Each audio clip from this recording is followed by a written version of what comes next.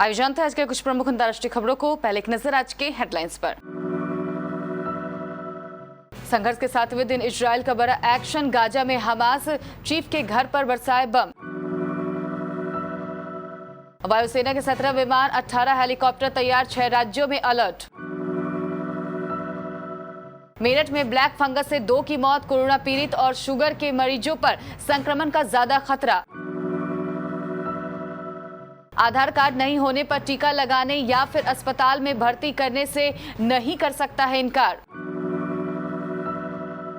देश में कोरोना संक्रमण दर 20% से नीचे, 316 जिलों में बढ़ते मामले चिंता का कारण।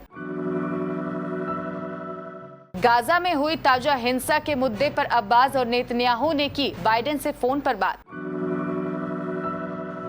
विदेशी मुद्रा भंडार में 1.444 अरब डॉलर का इजाफा, स्वर्ण भंडार के मूल्य में आया 100 करोड़ डॉलर से अधिक का उछाल। सलमान खान की राधे को IMDb पर मिली 2 रेटिंग। कपिल शर्मा शो की एक्ट्रेस सुमोना चक्रवर्ती ने बयां किया अपना दर्द, बोली हूं बेरोजगार मैं। और बहाव बोले IPL दुनिया की बेस्ट क्रिकेट लीग, PSL समेत कोई टूर्नामेंट इसका मुकाबला नहीं कर सकता।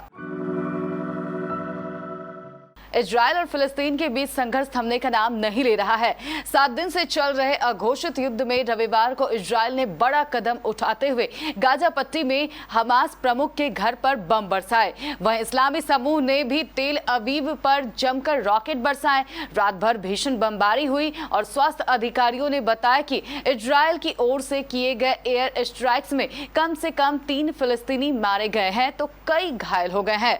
हवाई हमले की बौछार में रविवार तड़के इजरायल ने यहाया अल सिनवार के घर पर बम बरसाए, जो कि 2017 से हमास के राजनीतिक और सैन्य विभाग के प्रमुख है। अभी तक ये जानकारी नहीं है कि हमले के वक्त हमास प्रमुख वहां मौजूद थे या नहीं। इजरायल में रॉकेट हमलों के बीच लेकर बसते शायरन के बीच लोग बम शेल्टर्स में भागते नजर आए। तेल अवीव और इसके आसपास में करीब 10 लोग घायल हुए हैं। सोमवार को हिंसा की शुरुआत के बाद से गाजा में कम से कम 148 लोग मारे गए हैं, जिसमें 41 बच्चे शामिल हैं। इजरायल ने इसके 10 नागरिकों की मौत की बात कही है, जिनमें 2 बच्चे शामिल हैं।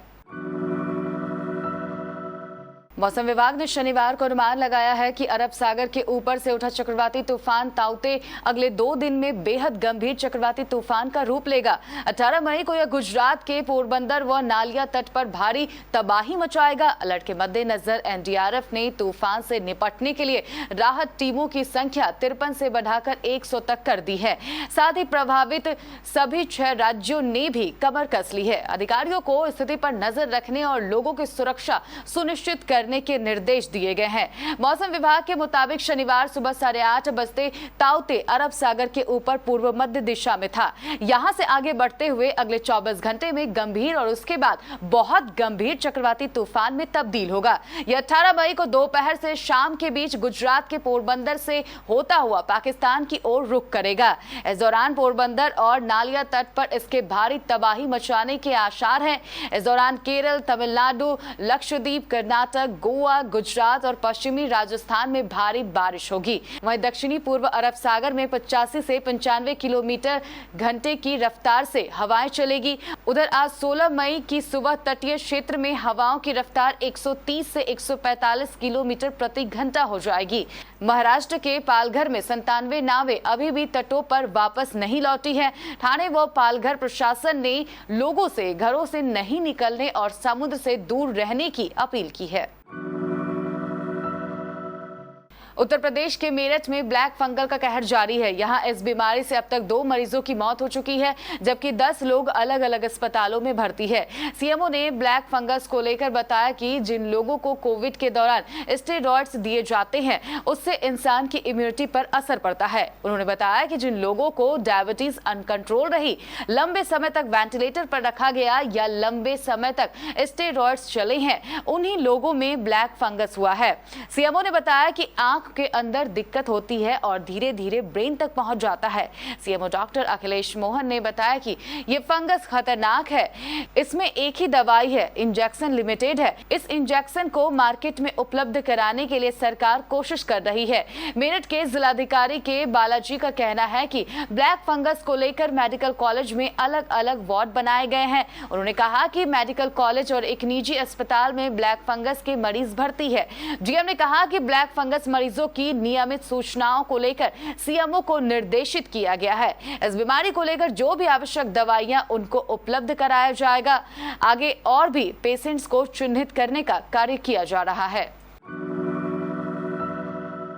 भारतीय विशिष्ट पहचान प्राधिकरण ने शनिवार को कहा कि किसी भी व्यक्ति को टीका लगाने, दवा देने, अस्पताल में भर्ती करने या उपचार उपलब्ध कराने से सिर्फ इस वजह से इनकार नहीं किया जा सकता है कि उसके पास आधार कार्ड नहीं है।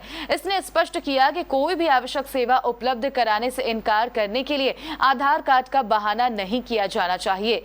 देश में कोविड-19 की दूसरी लहर के बीच UIDAI का बयान का काफी मायने रखता है। UIDAI ने एक बयान में कहा कि आधार के मामले में भली भांति स्थापित एक आपदा है, जिसका 12 अंकों को बायोमेट्रिक आईडी की अनुमति से सेवा और लाभ प्रदाय सुनिश्चित करने के लिए पालन किया जाना चाहिए।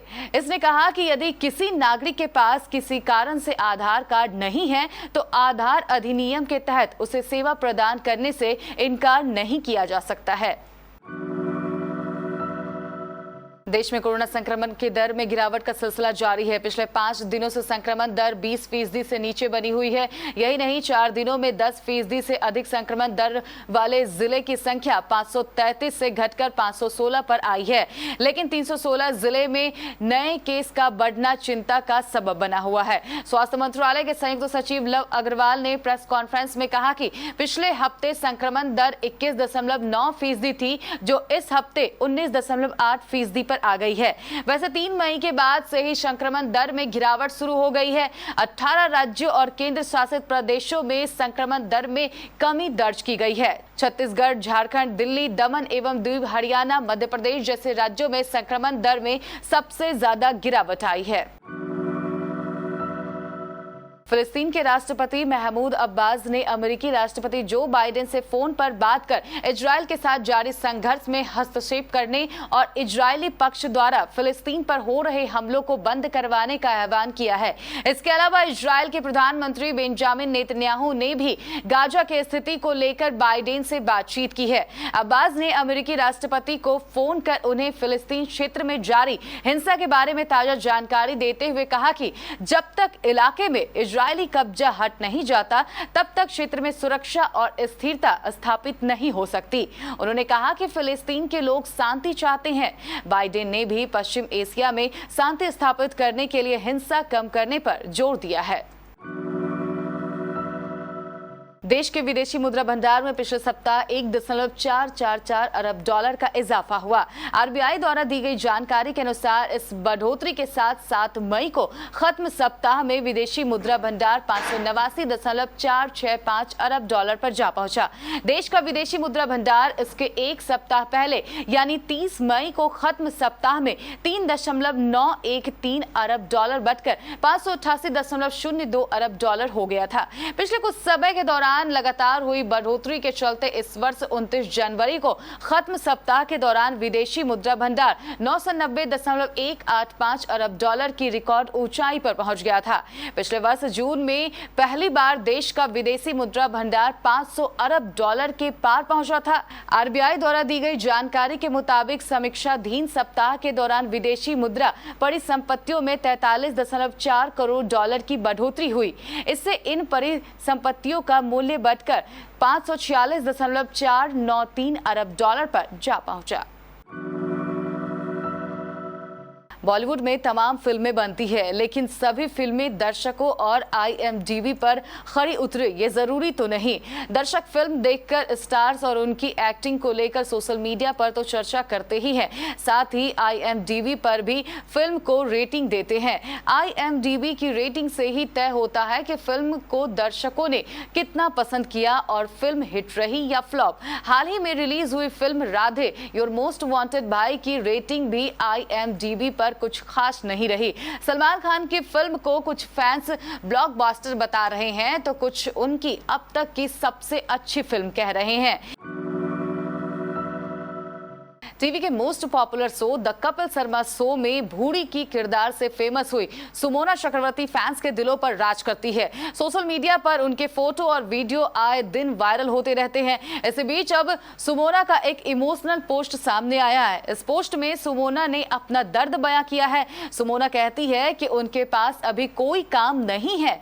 कपिल शर्मा शो के बंद हो जाने के बाद से उन्हें कोई काम नहीं मिला है, जिसे लेकर वो काफी परेशान है। उन्होंने अपने दिल की बात सोशल मीडिया पर फैंस के साथ शेयर की है। सुमोना ने अपने वर्कआउट पोस्चर में एक फोटो शेयर किया है। इस फोटो के साथ वो लिखती है, लंबे समय के बाद मैंने ठीक से वर्कआउट किया है। मैं बेरोजगार हूँ, लेकिन मैं मेरे घर का पेट पालने में सक्षम हूँ। मैं कभी कभी खुद को प्रीमेच्योर सिंड्रोम की वजह से दोषी मानती हूँ। इस दौरान मैं कभी परेशान, उदास और इमोशनल महसूस करती हूँ। इसके साथ ही एक्ट्रेस ने बताया कि वे साल 2011 से इंडोमेट्रियोसिस बीमारी से जूझ रही हैं। बता दें कि इस बीमारी में कंसीव ना कर पाने वाले की समस्या बढ़ जाती है। उन्होंने बताया कि वे अब इसके चौथे स्टेज पर हैं। पाकिस्तान के क्रिकेटर भी अब इंडियन प्रीमियर लीग के कायल हो गए हैं। पाकिस्तानी तेज गेंदबाज बहार रियाज ने आईपीएल को दुनिया की बेस्ट क्रिकेट लीग बताया है। उन्होंने कहा कि इसका मुकाबला पाकिस्तान सुपर लीग समेत कोई भी लीग नहीं कर सकती। इस लीग में दुनिया के बेस्ट क्रिकेटर शामिल होते हैं। वहाब ने ये बातें क्रिकेट पाकिस्तान के यूट्यूब चैनल पर कही। उन्होंने कहा कि आईपीएल वो लीग है जहां दुनिया के बेस्ट क्रिकेटर आकर खेलते हैं। आप इसकी तुलना पीएसएल से नहीं कर सकते हैं। मेरा मानना है कि आईपीएल एक अलग ही प्लेटफॉर्म है जिसका लेवल बहुत ऊपर है। उनका कमिटमेंट, वे जिस रास्ते पर चलते हैं, उनकी सोच, खिलाड़ियों को निखारने की ताकत जैसी सब कुछ चीजें बिल्कुल ही अलग है।